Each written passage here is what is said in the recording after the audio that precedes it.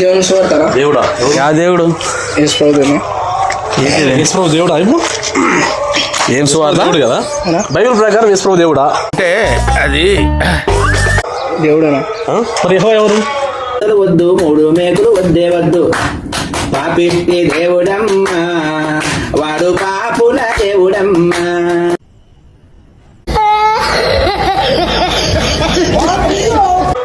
యేసుక్రీస్తు తర్వాత యెహోవా దేవుడు బైబిల్ ఉందా మీ దగ్గర ఉందనా? ఒకసారి తీయండి.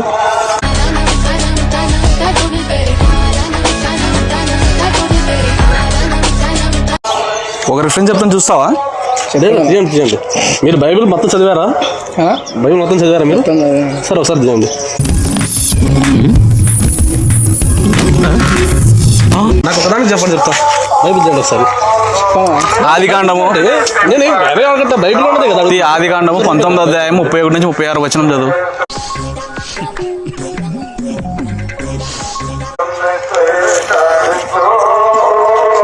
నేను ఖురాన్ చదివాను, బైబిల్ చదివాను. ఆది కాండము 19వ అధ్యాయము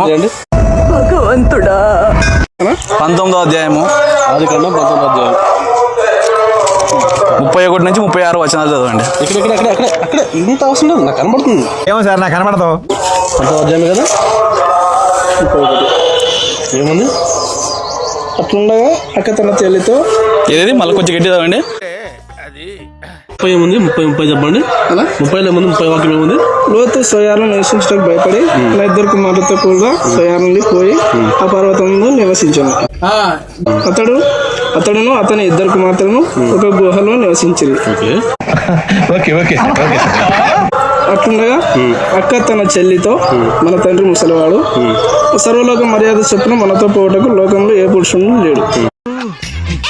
రాత్రి వారు తమ తండ్రికి ద్రాక్షారసం త్రాగించి తర్వాత అతని పెద్ద కుమార్తె లోపలికి వెళ్ళి తన తండ్రితో శయనించాను, కానీ ఆమె ఎప్పుడు శయనించానో ఎప్పుడు లేచిపోయానో అతనికి తెలియదు. ఏం మాట్లాడుతున్నావురా? నరాలు కట్టయిపోయింది. నిన్న రాత్రి నా తండ్రితో నేను శయనించి ఈ రాత్రి అతనికి ద్రాక్షారసం త్రాగించిన తర్వాత నీ లోపలికి వెళ్ళి అతనితో శయనించము. అలాగున మన తండ్రి వల్ల మనం సంతానం కలిగజేసుకుందామని చెప్పాను. ఆ రాత్రి వారు తమ తండ్రికి ద్రాక్షారసం త్రాగించి అప్పుడు ఆ చిన్నది లేచి అతనితో శయనించను. ఆమె ఎప్పుడు శయనించను ఎప్పుడు లేచిపోయానో అతనికి తెలియదు. రైట్. అలాగున లోతు యొక్క 2 కుమార్తెలు తన తండ్రి వల్ల గర్భవతులేరి. వారిలో పెద్దది కుమారుని కానీ వానికి మోయాబ్ అని పేరు పెట్టాను. అతడు నేటి వరకు మోయాబీలకు పూర్ణపురుషుడిగా ఎంచబడను. చిన్నది కూడా కుమారుని కనెను. అతడు నేటి వరకు అమోనీయులకు మూల పురుషుడిగా ఎంచబడాను. అక్కడ నుండి అబ్రహాం దక్షిణ దేశంలోకి తల్లిపోయి చాలు ఇప్పుడు నీకేం అర్థమైంది? కన్ఫర్మ్ నేను వస్తాను బాబు. ఆగో ముగ్గురు దానికి నాకు అవసరం ఇవ్వలేక వెళ్ళిపోయాను. మీరు వచ్చారు కదా, ఇప్పుడు సువార్త అంటున్నారు, యేసుప్రభు నిజమైన దేవుడు అంటున్నారు. లోపలేం లేదు డొల్లా. మళ్ళీ ఆ గ్రంథం ప్రకారము ఒక తండ్రితో 2 కూతుర్లు శయనించి వారి ద్వారా వంశాన్ని వృద్ధి చేయడం కరెక్టా? మనుషులన్నా వాళ్ళు దేవుళ్ళు కాదు. మనం కూడా మనుషులే కదా. మనుషులు మీ బతుకులు చెడా బతుకులా. మరి మనకి మానవ సంబంధాలు ఉన్నాయి కదా, వాయు వరుసలు.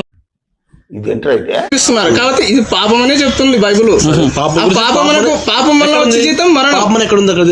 పాపం వల్ల వచ్చే జీతం మరణం. అది ఎక్కడ చెప్పండి. కాదన్నా, అయ్యి బాబోయ్ పిచ్చి బాగా ముదిరిపోయిందిరా మీకు.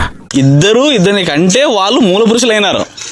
ఏది యేసుక్రీస్తు ప్రభు సరే, ఇజ్రాయిల్లో క్రైస్తవ మతాన్ని పాటిస్తున్నారా? మీరు వచ్చినారు కదా, వచ్చి సువార్త ప్రకటిస్తున్నప్పుడు అడిగినప్పుడు ఆన్సర్ ఇవ్వాలా? ఇజ్రాయిల్లోనే పాటిస్తలేరు క్రైస్తవ మతాన్ని, మీరు భారతదేశంలో పాటిస్తున్నారు. చెప్పింది కొత్తగా చెప్పలేదు. ఇంటింటికి తిరిగి మత ప్రచారం చేస్తున్నారు. మీ బతుకులు చెడా బతుకులా. మీరు చదివారు లేదా బైబిల్? నేను 3 సార్లు చదివానండి కంప్లీట్ గా. నేను చదివాను, ఖురాన్ చదివాను. చెత్త పుస్తకం దాన్ని వేసుకొని వచ్చి ఒక రోజు ఈయన వెళ్ళిపోయారు, నా వంట అవ్వలేదు, భుజం మీద చేసాడు వచ్చి, రామా మీ ఆయన వెళ్ళిపోయాక పిల్లలు వెళ్ళిపోయాక మాట్లాడుకుందాం అన్నాడు. అలవాటు గుండు ప్రభా ఇవాళ వంట అవ్వలేదు అన్న. వంట అవ్వలేదంటే ఉండని 2 దూతలను పంపించాడు. అలా చాలా సార్లు జరిగింది. 2 దూతల్ని పంపించి వంట చేయించేసి భగవంతుడా మేమిద్దరు కబుర్లు చెప్పుకున్నాం.